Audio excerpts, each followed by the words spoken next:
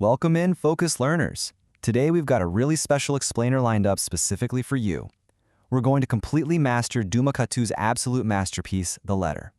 If you're prepping for your CBSE Class 10 exams right now, you are in the exact right place. We aren't just going to casually read through the story.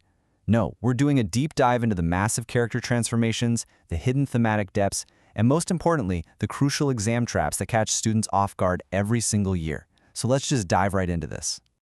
Here's our game plan for this explainer today. First, atmosphere and context. Then we'll hit Ali's transformation, followed by the Postmaster's journey. After that, we'll break down the themes and title, navigate those exam traps, and wrap it all up with a 60-second revision. All right, Section 1, Atmosphere and Context. Let's set the stage.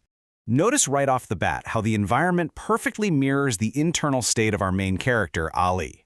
Dhumaketu introduces us to this old man walking through a town wrapped in what he calls a deathly silence at 4 a.m. He uses these heavy phrases like biting cold and points out Ali's tattered clothes. But listen, this isn't just about the weather. This physical cold and the intense isolation of the town brilliantly illustrate Ali's own intense loneliness and the chilling, raw grief of being separated from his daughter. And honestly, this makes perfect sense when we look at the author's background. Dhumaketu's writing is famous for its poetic style, its romanticism, and this really powerful depiction of raw human emotion. So the main takeaway here is that understanding this intense focus on deep feeling is absolutely the key to unlocking the true meaning behind why these characters do what they do. Moving on to Section 2, Ali's transformation. This is his journey of empathy. The story sets up this stark, day and night contrast between who Ali used to be and who he is now. On one hand, we've got Ali the hunter. He was a ruthless, incredibly clever shikari. The text literally tells us he found pleasure and laughter in the bewildered terror of hunted animals. But then, we have Ali the father. As the evening of his life drew in, his only child, Miriam, married a soldier and moved away to the Punjab. And for 5 years, he heard absolutely nothing. Suddenly, his life just dragged along in this cheerless existence. That old hunter's instinct, it was completely wiped out and replaced by a profound, agonizing loneliness. Which brings us to a quote you absolutely need to lock into your short-term memory for the exam. The whole universe was built up through love, and that the grief of separation was inescapable. This realization is the major catalyst for Ali completely giving up hunting. He didn't just get too old to hunt, his entire soul fundamentally changed. Sitting under a tree, weeping bitterly, it hit him. He realized that the animals he hunted felt the exact same excruciating pain of separation that he was feeling for Miriam. So Miriam's absence becomes the total center of his universe. It completely consumes his mind. But the interesting thing is, rather than destroying him entirely, it actually gives him a new, singular purpose. He gets up every single morning at 4 a.m. with this devout serenity born out of pure hope and faith, and he walks out into that biting cold just to wait for a letter. And that leads to this really brilliant paradox in the text. The post office, one of the most uninteresting buildings in the world, became his place of pilgrimage. Really think about that phrase, place of pilgrimage. To the clerks working there, it's just a boring brick building full of daily routine. But to Ali, it's a sacred space holding the promise of a connection with his daughter. He sits there with his boundless faith, even while the staff completely mocks him and makes a cruel game out of his desperation, calling his name just to see him jump up in hope. Let's look at Section 3, the Postmaster's journey, from apathy to remorse. Early on, Dhumaketu describes the postmaster as a man with a face as sad and as inexpressive as a pumpkin. It's kind of funny, right? But it's also a deeply critical description. It perfectly captures his initial bureaucratic apathy. He has zero glimmer of animation and absolutely no empathy for Ali's 5-year agonizing wait. To the postmaster, Ali is just a madman. Actually, he literally calls him a pest later on. But look at how his emotional progression unfolds throughout the narrative. He starts at pure apathy, mocking Ali with the rest of them. Then, suddenly, trouble strikes his own life. His daughter falls ill in another town. Boom. Now he experiences anxiety. Waiting for the post, he suffers through just one single night of suspense, which completely forces him into empathy. He finally truly understands what Ali has been going through for 5 long years. And ultimately, when he realizes Ali is dead, he's consumed by absolute remorse.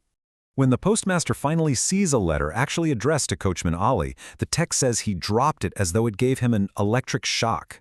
The haughty temper of the official just vanished. The newly wakened father's heart inside him was reproaching him for having failed to understand Ali's anxiety. It's a classic case of suffering recognizing suffering. That cold bureaucratic mask was totally stripped away, finally laying bare his human heart. Okay, Section 4, Central Themes and the Title. This story really operates on a few massive thematic pillars. First up, empathy and human understanding, specifically how shared pain is what truly connects us. Second, the grief of separation, which is that universal truth Ali discovers weeping under the tree. And third, bureaucratic apathy versus compassion. Throughout the explainer, you've probably noticed the story constantly pits the cold, mechanical routine of the post office clerks casually flinging letters against the warm, beating reality of human sorrow.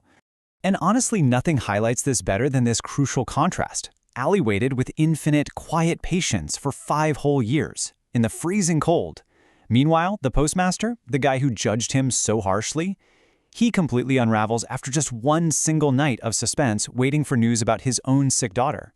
It's a brilliant way to show how easily we judge other people until we are literally forced to walk a mile in their shoes. And that right there is exactly why the title, the letter, carries so much weight. By the end of the story, empathy has completely flipped the postmaster's perspective. He stops seeing the mail as just pieces of paper and postcards to be flung around a room. He starts seeing the essential human worth of a letter. He realizes that each one actually contains a warm, beating heart. The letter transforms into the ultimate symbol of human connection. Section 5. Exam Traps and Common Mistakes. Let's make sure you know how to tackle those tricky short and long answer questions. All right, here is a classic exam trap that pops up in long answer questions all the time. Why exactly did Ali give up hunting? I'm asking you directly right now. If your gut reaction is to just write because he got too old or because his daughter left, I'm telling you, you're going to lose marks. That is the surface level trap the examiner set for you. So here is the perfect, structured, full-mark answer you need to give. Miriam's absence caused a profound psychological shift in him. He finally understood that the universe is built on love and the grief of separation. Because of this totally newfound empathy, he could no longer enjoy the terror of the young animals. And listen up, here is your golden phrase. Write down that he could not bear the sight of young partridges bereft of their parents. Using that exact phrasing directly from the source shows the examiner you truly, deeply know the material. Finally, Section 6, our 60-second exam revision. Let's do some rapid-fire facts to lock this in. Let's rapidly review that haunting ending sequence. Knowing he's nearing death, Ali bribes a clerk named Lakshmi with 5 golden guineas, which is his final act of absolute faith, just to ensure his letter reaches his grave. Later on, the extremely guilty, anxious postmaster believes he physically sees Ali at 5 a.m. That's a manifestation of his own guilt and his newly awakened father's heart. Finally, the story wraps with a grave visit. This is the ultimate act of remorse, with a postmaster and Lakshmi physically deliver the letter to Ali's resting place. Firing off the absolute must-remember plot points one more time. Ali waited 5 relentless years. The post office staff served as a symbol of mechanical apathy. The postmaster only transformed when he experienced the exact same grief through his own daughter's illness. And finally, Miriam's letter arrives way too late for Ali in life, but it is respectfully placed on his grave by the now transformed postmaster and Lakshmi. Before we go, I want to leave you with this final, provocative thought. At the climax of the story, when the postmaster flings open the door at 5 a.m. and sees Ali standing there, surrounded by this unearthly light, was that truly Ali's spirit returning for his letter? Or was it simply the hallucination of a postmaster who was, as the text says, tortured by doubt and remorse? Dhumaketu leaves it beautifully ambiguous, proving that the true ghost in this story isn't some literal spirit. It's the heavy, lingering burden of human regret. Keep that incredible psychological depth in mind as you head into your exams. Thank you so much for joining me for this explainer, and happy studying.